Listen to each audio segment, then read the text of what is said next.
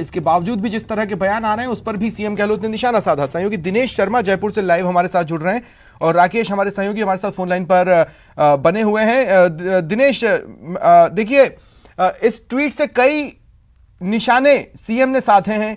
एक तो जो आगामी एक्शन सरकार लेने वाली है वो, और दूसरा विपक्ष पर भी सवाल खड़े कर दिए।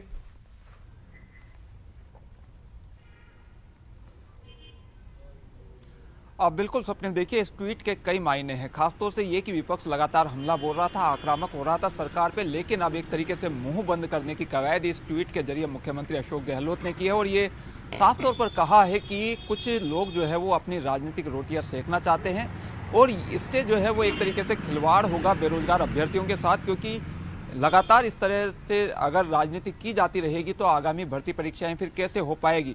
तो एक तरीके से विपक्ष को जवाब देने की उन्होंने कोशिश की है। साथ ही एक जो बड़ी मांग उठाई जा रही थी विपक्ष की ओर से कि ये जो पूरा प्रकरण है इसकी सीबीआई से जांच करवाई जानी चाहिए, लेकिन मुख्यमंत्री ने अपने ट्वीट में ये कहा है स्पष्ट तौर से कि एसओजी की जांच जो है वो सही दिशा में आगे बढ़ रही है, साथ ही एसओजी को फ्री हैंड दिया गया है। तो ये माना जा रहा है इससे कि फिलहाल ये जो विपक्ष की मांग है कि ये मामला सीबीआई को सौंपा जाना चाहिए, वो पूरी होती नजर नहीं आ रही है और एसओजी ही इस मामले की जांच लगातार करती रहेगी, क्योंकि एसओजी की पीठ जो है वो पूरी सरकार की ओर से थपथपाई जा रही है। आज विपक्ष ने भी थपथपाई है, मंत्रियों के बयान आए, उन्होंने जो है वो ये कहा कि एसओजी बेहतरीन काम बिल्कुल। देखिए, अगर कटारिया की बात करें, गुलाब चंद कटारिया की, तो वो भी इस पक्ष में है कि एसओजी जो है वो सही तरीके से इस मामले की जांच कर रही है और ये जांच जो है वो एसओजी के पास रहनी चाहिए। दूसरी तरफ विपक्ष के जो कुछ नेता हैं, दूसरे लोग हैं, वो सीबीआई मांग की बात लगातार उठा रहे हैं। तो विपक्ष में ये जो बिखराव देखने को मिल रहा है, इसे लेकर भी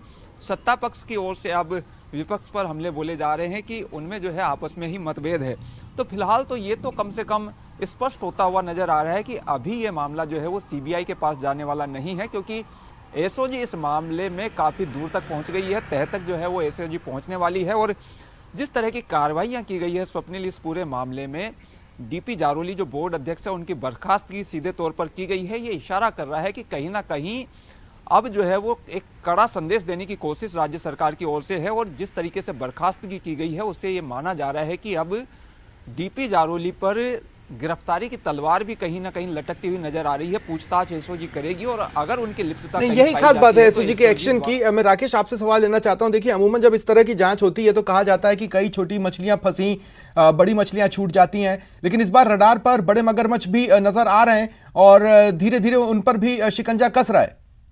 बिल्कुल, देखिए स्वप्निल, हफ्ते पहले तो जांच चल रही थी, क्योंकि पहले ये पुष्टि करनी थी कि पेपर लीक हुआ है या नहीं। जब एसओजी की प्राथमिक जांच में आ गया कि पेपर लीक हुआ है तो ये किस स्तर पर लीक हुआ है, तो चूंकि जो इन्वेस्टिगेशन एजेंसी है सबसे पहले हर चीज का प्रमाण जुटाती है बिना तथ्यों के, क्योंकि कोर्ट में उनको ये साबित करना होता है कि जो एक्शन उन्होंने दिया है वो जेन्युइन है। और उसी मामले में एसओजी ने तमाम सबूत और साक्ष्य जुटाए हैं। इसी आधार पर उन्होंने जो है डीपी जारोली की जो बर्खास्तगी की जो कार्रवाई की है, इसके अलावा जो सेक्रेटरी है उनको निलंबित किया गया है। अब जो प्रदीप पारासर है उनसे भी पूछताछ की जा रही है।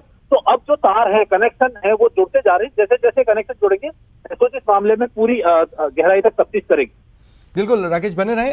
दिनेश, देखिए, एक पत्रकार के तौर पर हमें बिटवीन द लाइंस भी पढ़ना होता है और जो सीएम का ट्वीट है अगर उसके बिटवीन द लाइंस को हम पढ़ने की कोशिश करें तो फिलहाल सरकार किसी भी तरह से इस बात पर विचार नहीं कर रही है कि पेपर को जो रिजल्ट है उसको रद्द किया जाए। ये बिटवीन द लाइंस स्पष्ट है।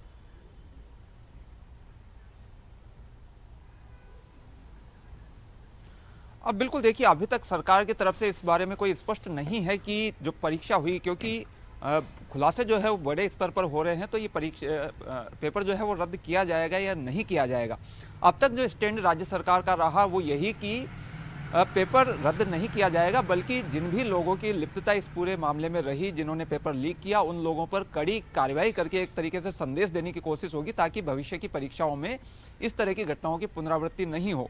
लेकिन अब ये मामला जिस लेवल पर तूल पकड़ चुका है और राज्य सरकार की ओर से भी जिस लेवल पर कार्रवाई की जा रही है, उससे एक संभावना इस तरह की बन गई है कि हो सकता है कि सरकार इस पेपर को रद्द करने का निर्णय ले।